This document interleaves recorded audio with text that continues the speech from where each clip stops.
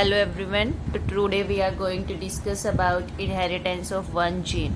In our previous video, we have studied about the terminology of genetics, what are genes, what are alleles, difference between homozygous, heterozygous allele, dominant and recessive allele. Genotype and phenotype, we already discussed about these terms. So today we will discuss about inheritance of one gene. हम ये study करेंगे. तो देखो Mendel ने किस पे काम किया था? पी प्लांट पे. मेंडल ने किस पे काम किया था?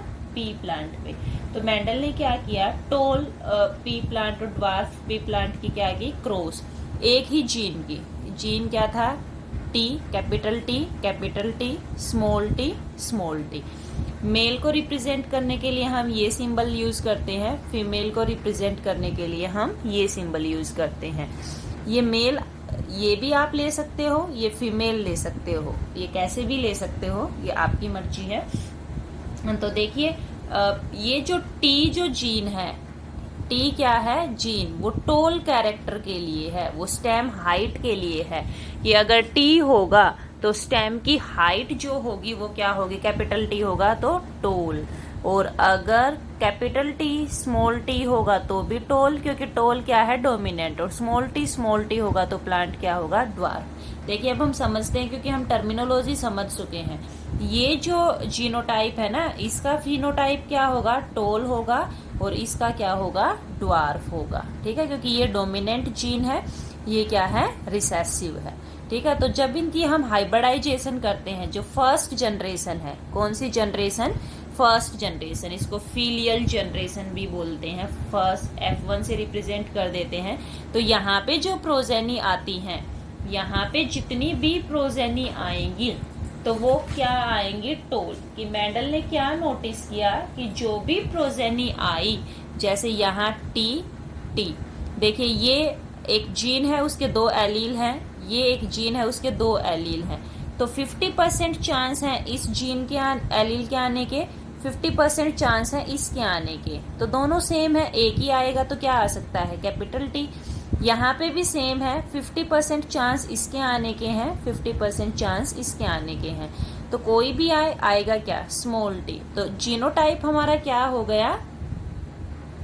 T, capital T, small T, और फिनोटाइप क्या हो गया? टोल. कि मेंडल ने क्या देखा कि जब उसने पेरेंटल जनरेशन को क्रॉस किया, टोल और ड्वार्फ प्लांट को क्रॉस किया, तो जो F1 प्रोजेनी थी, ऑल प्लांट्स वर टोल. सारे के सारे प्लांट टोल थे, कोई भी प्लांट ड्वार्फ नहीं था. इसका मतलब F1 एक पेरेंट से रिजम्बल करती है ना, एक पेरेंट से क्या करती है? रिजम्बल.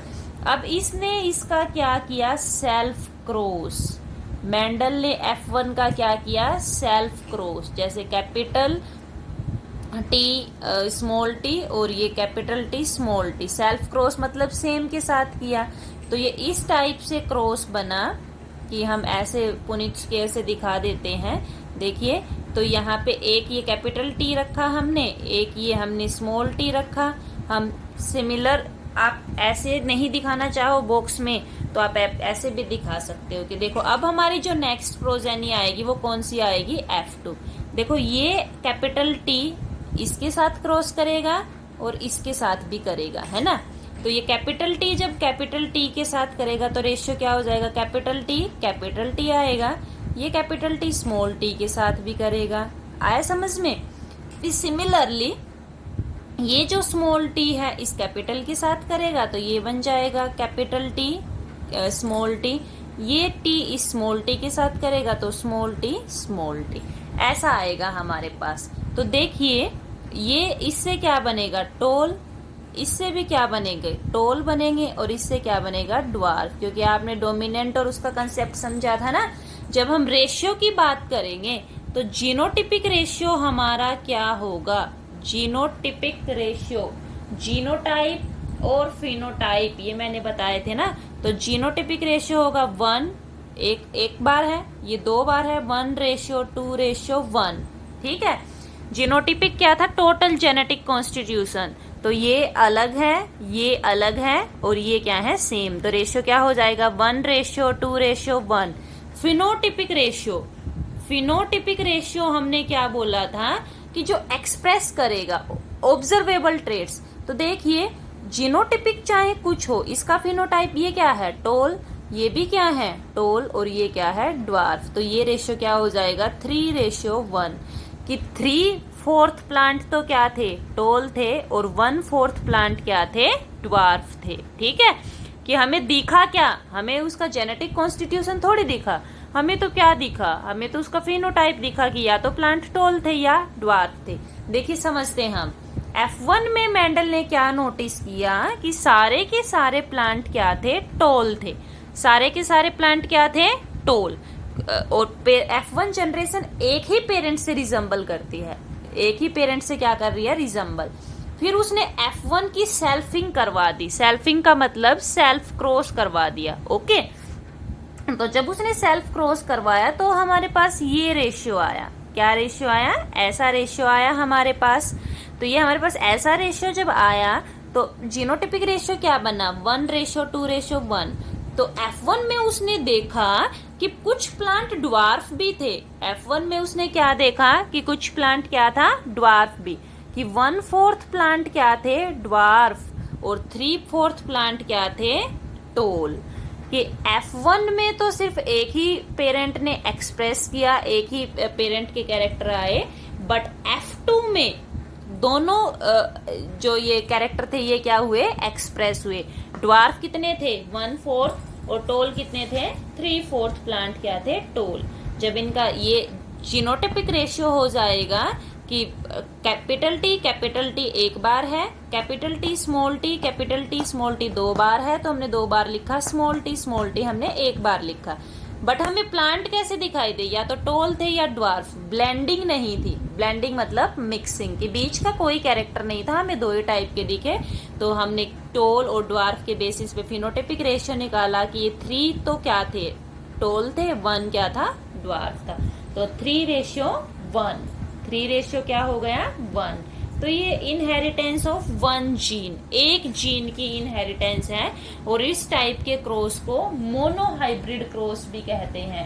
इस टाइप के क्रॉस को क्या कहते हैं, मोनोहाइब्रिड क्रॉस। देखिए फिर मेंडल ने क्या ऑब्जर्व किया कि ये जो जीन है इनमें कुछ ऐसा था कि ये जो ऑब्जर्वेशन है कि something was being stably passed down without change, ये कुछ तो ऐसा था इस जनरेशन में जो बिना चेंज हुए जनरेशन टू जनरेशन क्या होता रहा, पास, बिना चेंज हुए स्टेबली क्या होता रहा, पास। कुछ तो ऐसा था इस जनरेशन में, ठीक है। तो उसको क्या नाम दिया था उस टाइम पे, फैक्टर। अब उनको हम क्या बोलते हैं, जीन। उस टाइम पे क्या नाम दिया था, फैक्टर, अब क्या बोलते हैं, जीन।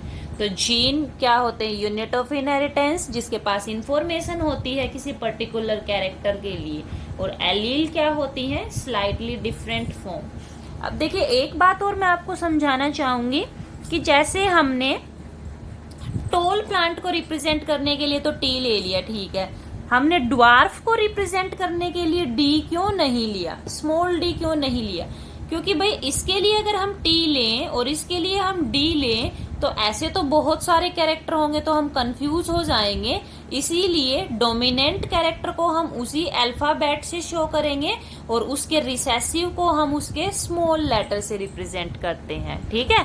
हम इससे रिप्रेजेंट डी से रिप्रेजेंट नहीं करेंगे, क्योंकि जो डोमिनेंट होगी उसको कैपिटल फॉर्म से, रिसेसिव को हम क्या कर देंगे, उसके स्मॉल लेटर से रिप्रेजेंट करेंगे। ओके, तो this is all about inheritance of 1 gene. बाकी हम नेक्स्ट वीडियो में स्टडी करेंगे मेंडल के लॉज। Thank you.